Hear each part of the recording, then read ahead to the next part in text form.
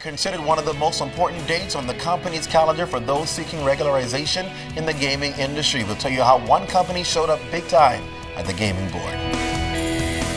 Engines engaged, pilots now working again. We'll explain the new deal coming up. It's closer to university status. We'll tell you all about it coming up in the Bahamas tonight. Now in HD.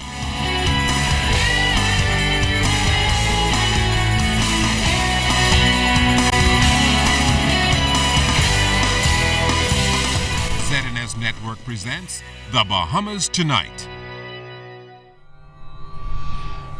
This portion of the news brought to you by BTC Every Day.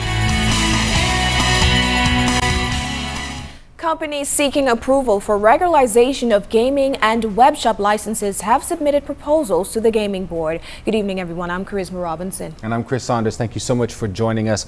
Our news team was at the Gaming Board this morning when one lucky company turned up to make their application with all the fanfare that came with the process. Executives of the company say they are hopeful and are looking forward to being accepted. Clint Watson was in Island Center when the files arrived. The 8 longest weeks of our lives, and 60 binders later, 35,000 pages later, we finally was able to submit our RFP this morning. And for CEO of Island Lock Group of Companies, Bastian, that's a sigh of relief. They can now breathe, having admitted the final stage of regularization. It also signals pretty much the end of their work. Waiting now only to hear from the Gaming Board as to whether they would receive approval for the licenses they've applied for. Part of the process of submitting the request for proposal includes information. Bastian claims dating back 20 years.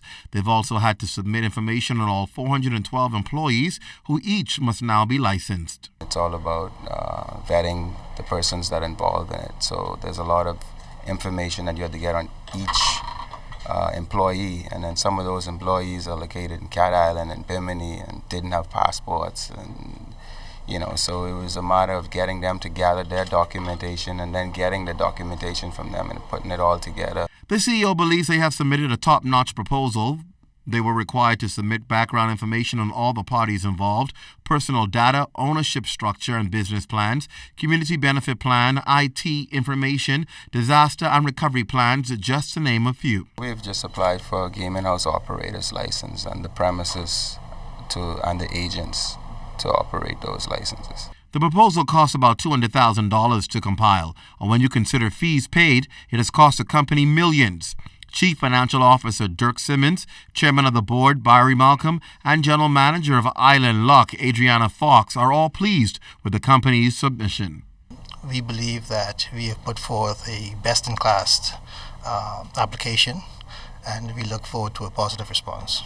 There is an understanding of the process, there's an understanding of how the business functions, there's an understanding of what needs to be done to grow the business going forward. And I think Island Lock is blessed to have a really great executive team and a board that together will move this company forward to new heights. The regulations now, we always make sure to abide by what's in the regulations, and our staff is going to carry it out on a day-to-day basis. And Island Lock boasts of being the largest gaming conglomerate in the Bahamas. They boast of having some 60 branches spread out of all of major islands in the Commonwealth. Clint Watson, ZNS Network News.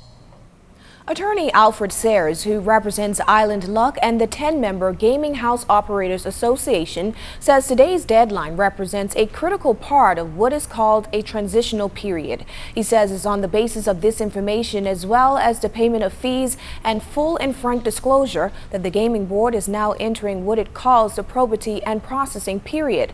This is the period from today until they grant the licenses. Those persons who, for example, who do not submit an application today, they would have no prospect of obtaining a license, and therefore would have to close on the closure date.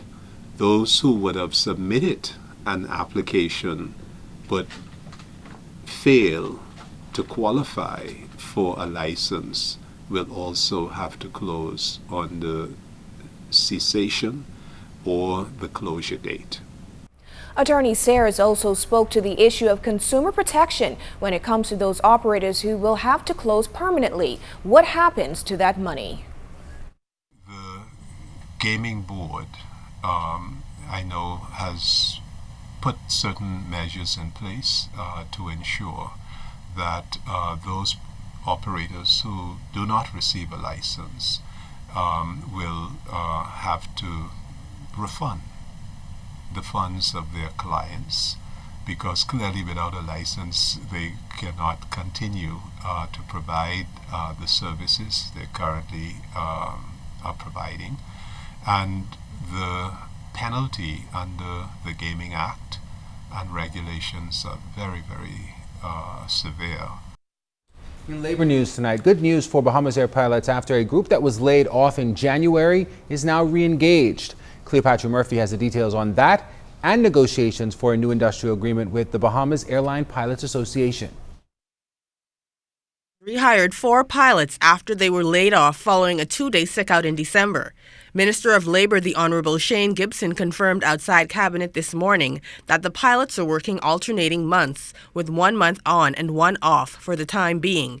He insists they were not laid off because of the unauthorized industrial action. As soon as the Dash 8 that was out of service is back in service, it is my understanding that it'll be brought back on full-time. I mean, it makes no sense having a whole bunch of pilots without the aircraft to fly. And so really, the fact that they had industrial action had nothing to do with it. The point is, was insufficient aircrafts for them to fly at the time. Gibson says the landing gear on the last Dash 8 collapsed just before Christmas, and management had no idea when they would be able to resume the service. It is anticipated they will be back in service at the end of June. In the meantime, Gibson says negotiations that broke down after the industrial action have resumed, with the last session held at the end of January. It was agreed that we needed to find some way to try and compensate the airline for the monies that would have been lost as a result of the industrial action. And it was, I think it's my understanding that all sides agreed that the first 2 years is off the table. There couldn't be any increases, any lump sum payments during the first 2 years. And so the last 3 years was up for discussion. The Labor Minister says increments and lump sums were also discussed. Government is now awaiting a counter-proposal. The industrial action that caused mass delays and flight cancellations cost Bahamas Air almost $900,000, a major blow at the time when the heavily subsidized airline traditionally makes money. I think, it says a lot as to the way we should not carry out industrial action.